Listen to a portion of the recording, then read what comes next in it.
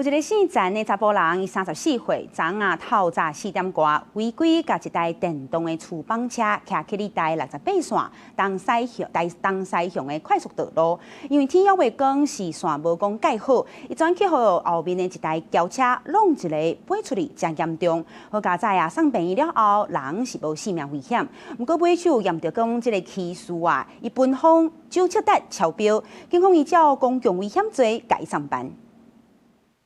賽車賽到一半，頭前雄雄出現一個人佇路中，轎車未副閃，直接弄落去。詳細看，互人弄到的人是騎電動觸幫車佇快速道路頂懸。代志發生佇禮拜早起4點，台68線東西向快速道路。來到現場，會當看到姓陳的查甫人，伊的鞋仔閣留佇現場，伊人互人送病院。好佳在無性命危險，但經過抽血發現酒精濃度0.9，警方依法送辦。真男酒精濃度達法定標準值。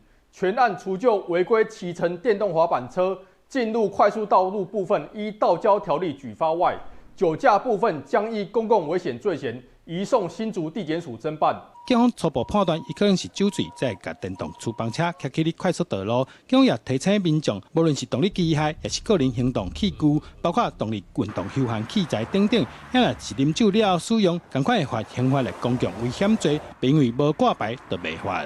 警方呼籲。電動滑板車不得行駛於快速道路等進行路段，亦切勿酒後駕車，以為自身及其他用路人的安全。因若互人弄到的查甫人是安怎會騎電動觸幫車上快速道路？詳細原因，警方講都要等伊清楚了，才有法度訊問去釐清原因。記者杜君和新竹報道。